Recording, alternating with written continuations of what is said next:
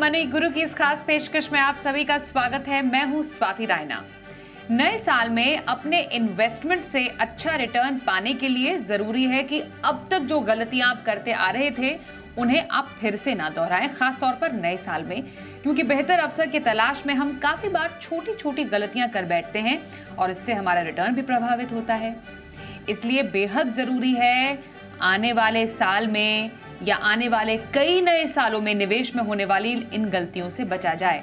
और इसमें हमारी मदद आज एक खास एक्सपर्ट करने वाले हैं। हमारे साथ इनफैक्ट 2 खास एक्सपर्ट्स हैं, उनसे हम बातचीत करने वाले हैं और जानेंगे कि आखिरकार नए साल में निवेश की किन गलतियों से बचें।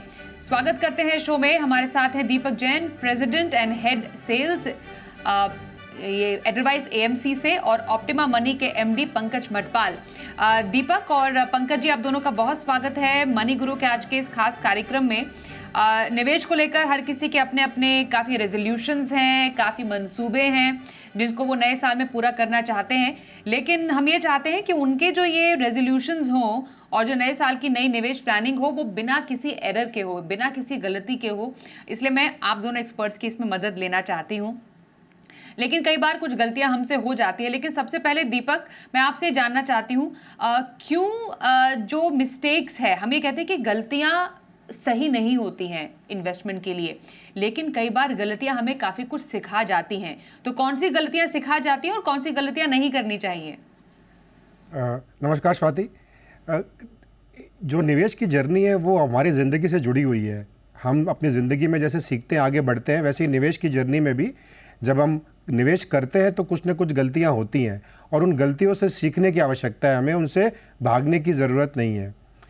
हम कई गलतियों पे विचार कर सकते हैं, लेकिन एक गलती जो ज़्यादातर लोग करते हैं और काफ़ी समझदार लोग भी करते हैं वो होता है कि एक्स्ट्रापोलेशन, मिस्टेक्स ऑफ एक्स्ट्रापोलेशन। वो क्या है कि जो हमें आज दिख रहा है, चाहे वो अच्छा दिख रहा हो चाहे वो ख़राब दिख रहा हो, उसको हम फ्यूचर तक एक्स्ट्रापोलेट कर देते हैं।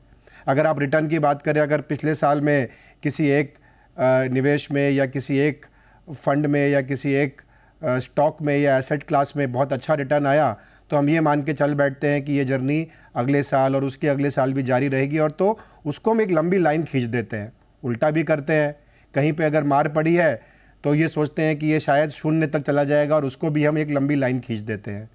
तो हमें निवेश में एक सबसे पहले जो गलती हम करते हैं एक्स्ट्रापोलेशन की, उससे बचना चाहिए। उसके बाद हमें बाईफोकल रहने की बहुत ज़रूरत है। जैसा कि मैंने कहा कि एक्स्ट्रापोलेशन हम करते हैं, हम एक्स्ट्रापोलेशन इसीलिए करते हैं क्योंकि हम शॉर्ट टर्म पे ज़्यादा ध्यान देते हैं और लॉन्ग टर्म की अपॉर्चुनिटी को उतना ज़्यादा देख नहीं पाते हैं। सो बाईफोकल जो अप्रोच है जिसमें हम शॉर्ट टर्म को ज़रूर ध्यान दें। यहाँ से अगर मुझे लंबे समय की जर्नी करनी है तो आज का जो मेरी परिस्थिति है उस पर मेरी एक नज़र रहेगी, लेकिन एक दूसरी नज़र, काफ़ी पैनी नज़र, लंबी अवधि का जो एक अपॉर्चुनिटी है उसको हम मिस नहीं कर सकते। सो बाईफोकल अप्रोच। और दूसरी चीज़ है कि आप शॉर्ट टर्म को एक्स्ट्रापोलेट ना करें लंबे समय तक के लिए। बिल्कुल, तो ये कुछ ज़रूरी बातें हैं जिससे शो की शुरुआत हमने देखा दीपक ने की और बताया कि आपको क्या करना है कि आज की जो आपने गलती की है, आप वो अगर लेकर बैठे रहेंगे कि मैंने गलती कर दी थी, तो आप निवेश के इस सफ़र में आगे कैसे बढ़ेंगे। तो इससे भी एक सबक लेकर आगे बढ़ने की ज़रूरत है। लेकिन इस पर आजकल भी जो हम एक माहौल देख रहे हैं पंकज जी, और जिस तरीके से हमने हमेशा देखा है बाजार में किसी भी बड़े इवेंट के टाइम पर, जो एक निवेशकों का जो अपना एक बायस होता है, जो उनके इमोशंस होते हैं, भावनाएं होती हैं, वो निवेश पर काफ़ी ज़्यादा हावी हो जाती है, भारी पड़ जाती हैं। तो ये जो गलती है, या यूँ कहें दिमाग से ज़्यादा दिल के सुनने वाली बात होती है, क्या इससे बचा जा सकता है? और कब ऐसा कोई इमोशनल बायस आपके इमोशन से ज़्यादा बढ़कर गलती में तब्दील हो सकता है? जी नमस्कार। दीपक जी नमस्कार। देखिए, दीपक जी ने बताया, जो बातें दीपक जी कर रहे थे वो कि इमोशनल बायस ही है बेसिकली, कि कोई गलती होती है और आप लंबे समय तक सुधारते नहीं है बल्कि गलती को बढ़ाते रहते हैं। तो निवेश में एक बहुत ही बड़ी जो गलती है वो यही है कि दिमाग से ज्यादा दिल की सुनना। देखिए, बहुत सारे बायसेस, हम क्योंकि ह्यूमन बीइंग हैं तो इमोशंस होना स्वाभाविक है। लेकिन जब निवेश करते हैं तो इसमें पहली बात तो यह है कि हर किसी इवेंट को एक अवसर समझ लेना वो गलत है। जैसे कि हम बात करें कोई भी नया प्रोडक्ट लॉन्च हो, उसको आप समझ रहे हैं कि ये शायद एक अवसर है, या फिर मार्केट में गिरावट आई, तो गिरावट हो सकता है कि अच्छी अपॉर्चुनिटी बन सकती है आपके लिए, पर हमेशा नहीं। उसके अलावा देखिए, जैसे कि हर्ड मेंटालिटी है, अक्सर निवेशक सुनी-सुनाई बातों के ऊपर निवेश कर देते हैं, किसने बोला कि वो क्या कर रहे हैं। अब हो सकता है कि प्रोडक्ट अच्छा भी हो, पर क्या वो आपके लिए सूटेबल है, वो जानना बहुत ज़रूरी है। तो हर निवेशक की अपनी ज़रूरत होती है, अपनी जोखिम लेने की क्षमता होती है। तो ये सुनी-सुनाई बातों के ऊपर निवेश करना, या हर मौके को या हर इवेंट को एक अवसर समझ लेना, इस तरह की गलती ना करें और एक रिसर्च के बेस पे अपनी जरूरत को ध्यान में रखते हुए निवेश करें, तो तभी आपको फायदा होगा। तो इस तरह की गलती करना कि बायसेस या जो भी आपके इमोशंस है उसको ज्यादा तवज्जो देना, वो मेरे हिसाब से बहुत बड़ी गलती बन सकती है। बिल्कुल, तो इमोशनल बायस आपके निवेश पर हावी ना हो, इससे थोड़ा-सा आपको बचने की ज़रूरत है। इसका एक इकलौता तरीका यही होता है कि आप अपने आप को इतना प्रिपेयर्ड रखें, इतना अपने आप को इन्फॉर्म्ड रखें कि आप पर ज़्यादा किसी गिरावट का बड़ा असर ना हो। और वो कब हो सकता है? वो तब हो सकता है जब आप पढ़कर बाज़ार में निवेश करें। पढ़कर मतलब पढ़ाई-लिखाई इस तरीके से कि आप रिसर्च करें। कितनी बार ऐसा होता है दीपक, जिस तरीके से हम नए निवेशकों की एंट्री बाज़ार में देख रहे हैं, कई जो ऐसे निवेशक होते हैं वो बिना सोचे समझे या ज्यादा रिसर्च के बगैर ही बाजार में आ जाते हैं, और इसका नतीजा क्या होता है? या तो जल्दी पैसे निकाल लेते हैं, रिडीम कर लेते हैं, या फिर उन्हें नुकसान झेलना पड़ता है। रिसर्च का इंपॉर्टेंस किसी के एक इन्वेस्टमेंट में क्या होता है, और जब रिसर्च कर लेता है कोई इन्वेस्टर तो वो कॉन्फिडेंट कैसे बनता है दीपक? रिसर्च की एक बहुत बड़ी भूमिका होती है, लेकिन उसके पहले अगर आप देखें जो 2-3 किस्म की गलतियां और उसकी वजह से लोग घबरा जाते हैं। एक तो ये है कि एमलेस और गोललेस इन्वेस्टिंग, हमें पता ही नहीं कि हम ये निवेश क्यों कर रहे हैं। ऐसा है कि जैसा कि अगर आपको कहीं जाना हो और आप अपने ट्रैवल एजेंट को कहें कि बेस्ट टिकट मुझे दे दो, so this quest for best without any गोल, ये हमें बहुत दुविधा में डाल देता है। अगर आपको जाना है देहरादून और आपके ट्रैवल एजेंट ने आपको दे दिया चेन्नई की टिकट, तो आपके किसी काम की नहीं है।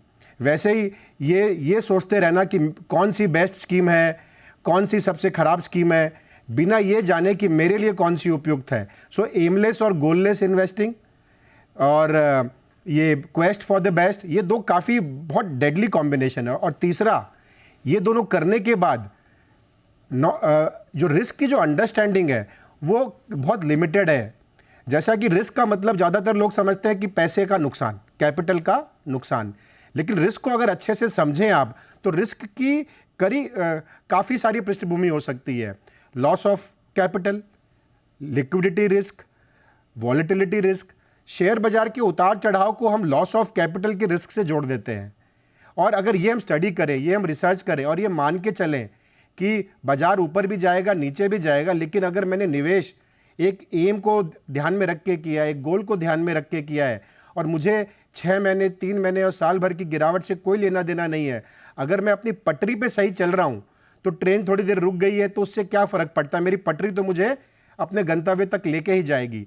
तो जब तक हम ये एमलेस को एमफुल, गोलफुल इन्वेस्टमेंट में तब्दील ना करें, रिस्क को पूरी तरह से ना समझें और लिक्विडिटी रिस्क को, वॉलेटिलिटी को, लॉस ऑफ कैपिटल ना समझें, तब तक हम कितना भी रिसर्च कर लें, हम अंजाम गलत ही आएगा। हमारा क्वेस्ट फॉर बेस्ट के चक्कर में हम हमेशा पड़े रहेंगे।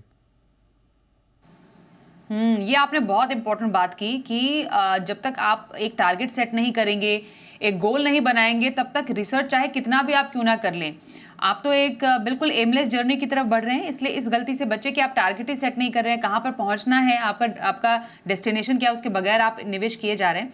तो एक फुल स्टॉप रहना भी ज़रूरी है इन टर्म्स ऑफ डेस्टिनेशन कि कहाँ तक आपको पहुँचना है। अब क्योंकि हमने बात की टारगेट की, एक बहुत इंपॉर्टेंट फैक्टर होता है पंकज जी, वो है रिस्क का फैक्टर। अब इन्वेस्टर तो चाहते हैं ज़्यादा से ज़्यादा उनको रिटर्न मिले, उस चक्कर में ज़्यादा रिस्क भी ले बैठते हैं, लेकिन कितना रिस्क लेना है ये नहीं समझ में आता। तो रिस्क की सही से समझ ना होना, ये कितना बड़ा एक जोखिम फैक्टर हो सकता है इन्वेस्टर्स के लिए? स्वाति जी, सही कहा आपने। देखिए, अगर आपको जानकारी नहीं है किसी चीज की, तो मतलब आपके लिए जोखिम है। लेकिन अगर समझदारी के साथ में आप निवेश करते हैं तो जोखिम कम हो जाता है, चाहे हम बात करें बाजार के उतार चढ़ाव की। लेकिन हम ये भी जानते हैं कि लॉन्ग टर्म में यदि आप इन्वेस्टेड रहें तो वो जो जोखिम होता है वो आपके लिए कम हो जाता है और लंबे समय में खत्म भी हो जाता है। तो इसके लिए जब भी आप निवेश करें, अगर आप सोच समझकर इन्फॉर्म डिसीजन लेंगे तो फिर वो जोखिम आपके जोखिम नहीं रहेगा। यानी प्रोडक्ट में जोखिम हो सकता है, पर आप उसे कैसे इस्तेमाल कर रहे हैं। अगर आप इक्विटी में शॉर्ट टर्म के लिए निवेश करेंगे तो जोखिम रहेगा, लेकिन अगर आप बहुत लॉन्ग टर्म के लिए निवेशित रहेंगे तो वो जोखिम आपके लिए खत्म हो जाएगा। तो इसके लिए इसकी जानकारी बहुत जरूरी है। लेकिन कैसे समझे कि जोखिम कितना ले सकते हैं, कैसे हो सकता है, ये तभी तय होगा जब आपके जो फाइनेंशियल गोल्स हैं वो तय हो। फाइनेंशियल गोल्स तय करने से होता क्या है, आपको पता होता है कि टाइम कितना है उस गोल को अचीव करने के लिए। और जब टाइम पता होता है तो टाइम के अनुसार आप सही प्रोडक्ट का चुनाव करते हैं। जब गोल नहीं होता, पता नहीं होता है, तो आपने देखा कि चलो मार्केट में थोड़ी गिरावट आई है, जैसे मैं बात कर रहा था पहले कि एक एनएफओ आया है, तो आपने पैसा लगा दिया और ये पता नहीं है कितने समय तक आप रुक सकते हैं। तो ऐसे में हो सकता है वो जोखिम बहुत बढ़ जाए। बट अगर गोल तय हो जाएगा, आपको पता है कि आपके पास कितना वक्त है उस गोल के लिए और किस तरह का वो गोल है, कितना उसमें रिस्क लिया जा सकता है। क्योंकि अगर आप घूमने जा रहे हैं, उसमें पैसे इकट्ठा कर रहे हैं, तो एक अलग बात है। बट आपको अपने बच्चों को बाहर भेजना है पढ़ाई के लिए कुछ सालों के बाद, वो एक अलग तरह का गोल है। तो इन बातों को ध्यान में रखते हुए यदि आप कहीं भी निवेश करेंगे और समझदारी से करेंगे, तो इस तरह से आपका जोखिम कम हो सकता है। और हर व्यक्ति की अपनी क्षमता होती है जोखिम सहने की, उसे ध्यान रखना जरूरी है। बिल्कुल। दीपक, आजकल एक जो फैक्टर है बाजार में बहुत ज़्यादा हावी है, काफ़ी जेनजी वाला वर्ड है FOMO, fear of missing out, लेकिन ये इन्वेस्टर्स पर काफ़ी ज़्यादा हावी होता जा रहा है कि कहीं हम पीछे तो नहीं रह गए। तो ये जो फोमो का जो फियर है, ये क्या एक वाकई एक बहुत बड़ा एक जोखिम या एक बहुत बड़ी गलती बनता जा रहा है इन्वेस्टर्स पर? ये गलती है, बिल्कुल गलती है। चलिए मैं आपको एक एग्जांपल देता हूँ। आप अपनी गाड़ी लेके निकले तो आपको मतलब कहीं भी अगर आपको पहुंचना है तो दो चीज़ों की आवश्यकता है। एक तो रास्ते का पता होना चाहिए आपको, कौन सा रास्ता, और वो रास्ते में रोशनी अच्छी होनी चाहिए। अगर अंधेरा रहेगा तो शायद वो रास्ता आप नहीं लेंगे। तो जो फोमो वाला फैक्टर है ना, वो फैक्टर वही है कि रोशनी भरे रास्ते में जहाँ पे हमने देखा कि ये चकाचक रास्ता है, चाहे वो रास्ता मेरे गंतव्य पे जाता है कि नहीं जाता है, मुझे इसकी जानकारी है कि नहीं है, गूगल मैप मैंने खोला है कि नहीं खोला, लेकिन सब जा रहे हैं उस रास्ते पे तो मैंने भी अपनी गाड़ी वहाँ बढ़ा दी, जबकि मुझे जाना था दूसरे रास्ते पे, शायद जहाँ पे रोशनी कम थी। लेकिन अगर मेरी जो गाड़ी है, मेरी जो व्हीकल है, वो अगर अच्छी से लाइटों से लेस हो, मेरा जीपीएस ऑन हो, इसको मैं इन्फॉर्मेशन की से तुलना करता हूँ निवेश की जर्नी में। अगर आपके पास जानकारी है, अगर आपको पता है कि वो जो रास्ता है वो मेरे लिए नहीं है, दूसरा रास्ता मेरे लिए है, तो फिर वो फोमो की फीलिंग नहीं आएगी। तो निवेशक को पहले प्लानिंग, जो कि आपने पहले यूज़ किया था स्वाति जी, प्लानिंग की बहुत बड़ी आवश्यकता और उस प्लान पे स्टिक करने की बहुत ज़्यादा ज़रूरत। और उसके लिए मुझे नहीं लगता है कि स्वयं से आप कर सकते हो, आपको किसी न किसी सहायक की आवश्यकता होगी, चाहे वो एक डिस्ट्रीब्यूटर हो, चाहे वो एक एडवाइज़र हो। जब तक आप किसी से सहायता नहीं लेंगे, किसी को एक अपना साउंडिंग बोर्ड नहीं बनाएंगे, आप इस तरह की गलतियां करते रहेंगे, चकाचक रास्तों में आप जाते रहेंगे, पता चलेगा उस रास्तों में that's a road to nowhere.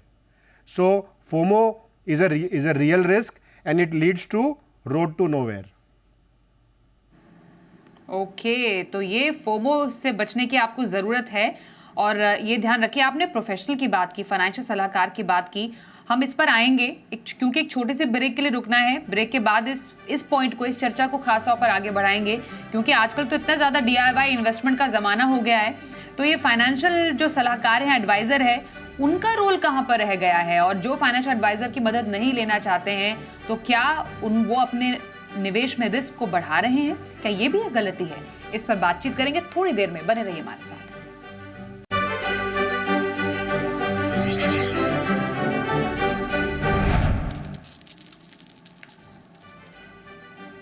तो नए साल में निवेश में किन गलतियों से बचे, इस पर हम आज खास बातचीत कर रहे हैं। हमारे साथ एडलवाइस AMC से दीपक जैन हैं, साथ ही ऑप्टिमा मनी से पंकज मटपाल हमारे साथ है। पंकज जी, आपसे कुछ देर पहले जो बात हो रही थी, जो दीपक ने भी जिक्र किया, फाइनेंशियल एडवाइजर का, DIY निवेश का जमाना है, फाइनेंशियल एडवाइजर्स का रोल सर क्या रह गया है अब? और अगर आप एक इन्वेस्टमेंट बिना एक सलाहकार की मदद से करते हैं, क्या उसको वाकई गलती माना जाएगा या फिर ये एक लर्निंग प्रोसेस है एक इन्वेस्टर के लिए? देखिए स्वाति जी, ऐसा है कि अगर निवेशक को सच में जानकारी है, एक इन्फॉर्म्ड इन्वेस्टर है, तो कोई बात नहीं, आप अपने आप कर सकते हैं। लेकिन अक्सर देखा जाता है, ऐसा कम ही होता है कि हर निवेशक को अच्छी जानकारी होती है। तो निवेशक करते क्या हैं, बात करें अगर म्यूचुअल फंड की, तो जो बेस्ट परफॉर्मिंग फंड है इस वक़्त पर, वो आप उनमें इन्वेस्ट कर लेते हैं। और वो बेस्ट परफॉर्मिंग का फ़ायदा किसको मिला? जिसने पास्ट में इन्वेस्ट किया और जाना कि भविष्य में कौन से बेस्ट परफॉर्मिंग फंड्स हो सकते हैं। तो अगर आज आपका एडवाइज़र, आपका डिस्ट्रीब्यूटर आपको ये बताए कि आने वाले समय में कौन से फंड्स बेस्ट परफॉर्मिंग बन सकते हैं और उनमें आपका निवेश करवाए, तब आपका फायदा होगा। दूसरी बात ये होती है कि जब आप खुद करते हैं तो अक्सर एसेट एलोकेशन पर ध्यान नहीं देते और अपने हिसाब से, चाहे हम एसेट क्लास की बात करें, तो देखा जाता है कि आपने एक ही एसेट में, चाहे वो इक्विटी हो, गोल्ड हो, ज्यादा निवेश कर लेते हैं। या फिर विद इन एसेट क्लास की बात की जाए, तो वहां पर आपका निवेश कई बार देखा है हमने कि स्मॉल कैप में बहुत ज्यादा हो गया, मिड कैप में बहुत ज्यादा हो गया, और इसका नुकसान ज्यादा होता है, फायदा कम होता है लॉन्ग टर्म में। तो इसके लिए यदि आपका एडवाइजर आपके साथ में है, आपका सारथी है, तो वो आपको बताएगा कि भविष्य के हिसाब से क्या चीजें आपके लिए अच्छी हैं। तो एक तो ये बात है, दूसरी बात है इमोशन की जो हम बात कर रहे थे। अक्सर जब आप खुद निवेश करते हैं तो आपके इमोशंस कंट्रोल में नहीं रहते कई बार और आप गलतियां करते हैं। पर कोई व्यक्ति आपके साथ होता है, आपसे बात करते हैं, भाई ऐसा लग रहा है तो गिरावट आ गई है, निकल जाओ क्या, और वो आपको समझाए, तो शायद आप रुक जाएंगे। लेकिन खुद करेंगे तो हो सकता है कि आप ये गलती कर ले। तो जो एडवाइजर है उसका एक रोल तो आपको जानकारी जुटाने में है, उसमें मदद करना है, और साथ ही आपके इमोशंस को कंट्रोल करना, ये भी एक अच्छे एडवाइजर का काम होता है। बिल्कुल, इमोशंस को भी कंट्रोल करता है, आपके निवेश को संभालता है। अगर आप कोई गलती कर रहे हैं या डगमगा सकते हैं, तो बिल्कुल आपको सही रास्ते पे वापस लाने का काम करता है एक फाइनेंशियल सलाहकार। और उनका क्योंकि काम ही होता है, उसके लिए ट्रेन किए जाते हैं, उसकी वो पढ़ाई करते हैं, तो डेफिनेटली आप एक फाइनेंशियल सलाहकार की मदद लें नए साल में, खास तौर पर जो नया निवेश कर रहे हैं उनके लिए बेहद ज़रूरी है। पर इमोशन से ही जुड़ा हुआ फैक्टर दीपक यही है कि कहते हैं कि don't time the market, give time to the market. ये जो पूरा एक फिलॉसफी है, आपको लग रहा है धीरे धीरे खो रही है इन्वेस्टर्स में, न्यू एज इन्वेस्टर्स में, नए इन्वेस्टर्स में। और अगर यहाँ पर थोड़ा सा धैर्य खो जाते हैं इन्वेस्टर्स, तो ये एक गलती हो सकती है इन्वेस्टमेंट की। ये गलती ज़रूर है, लेकिन ये जो प्रक्रिया है ना, जो आपने कहा कि सीखने की प्रक्रिया है निवेशक की, ये आज से नहीं है। मैं खुद से देख रहा हूँ 25-30 सालों से, लोग अपने अनुभव से ही सीखते हैं। हर कोई जो नया पहली बार निवेशक बनता है, उसको लगता है कि वो उसने काफ़ी जानकारी हासिल कर ली है, तो वो तो उसके जो प्रोसेसेस होंगे वो काफ़ी अच्छे होंगे और वो पैसे अच्छे बना लेगा। लेकिन निवेश करना खाली जानकारी का एक आउटपुट नहीं हो सकता। जानकारी और अनुभव, जैसा कि जीवन में हम देखते हैं, कोई व्यापार करते हैं तो जानकारी और अनुभव दोनों का मिश्रण जब आप अच्छे सुनिश्चित करते हो, तब व्यापार को अच्छी दिशा में ले जाते हो। निवेश करना तो कई व्यापारों को रिसर्च करना, आप खुद का एक व्यापार को अच्छे से समझने में बरसों लगा देते हो, आपकी पुश्तें लग जाती हैं। जब आप बाज़ार में निवेश कर रहे हो, आप 20, 50, 100 कंपनियों में रिसर्च कर पाना, अलग अलग बिजनेसेस के बारे में जान पाना, इतनी आसान बात नहीं होती। लेकिन मैं इस बात से सहमत हूँ, ये खुद की जर्नी है। ये अनुभव से आप ये बात ज़रूर सीख जाते हो कि या तो मेरे बस का है नहीं, या मेरे बस का अगर है भी तो मुझे किसी सहायता या सहायक की आवश्यकता है, और उसके बाद की जर्नी शायद बेटर हो जाए। हम यही उम्मीद करेंगे कि ये जो सीखने का पीरियड है काफ़ी लंबा ना हो और उसमें आप काफ़ी ज़्यादा हताहत ना हो, और अगर आप बेबी स्टेप्स लेके सीखें तो शायद cost of learning would be lower and your returns will be higher. बिल्कुल, मतलब छोटे छोटे कदमों से आप एक बड़ी वेल्थ क्रिएट कर सकते हैं। तो नए साल में नए निवेश की आपकी तैयारी है, तो गलती करने से आप डरिए मत, लेकिन गलती ऐसे भी मत कीजिए कि आपको नुकसान हो जाए। गलती अगर हो जाती है तो उसको सही करके फिर आप अपने इस निवेश के सफ़र में आगे बढ़िए। और तमाम टिप्स हमारे एक्सपर्ट्स ने आपको दे ही दी है, तो आपको ज़्यादा दिक्कत शायद अब नहीं भी होनी चाहिए। बहुत धन्यवाद दीपक और पंकज जी हमारे साथ आज के इस खास कार्यक्रम में शामिल होने के लिए। मनी गुरु में बस इतना ही, रुकते हैं एक ब्रेक के लिए। देखते रहिए जी बिजनेस।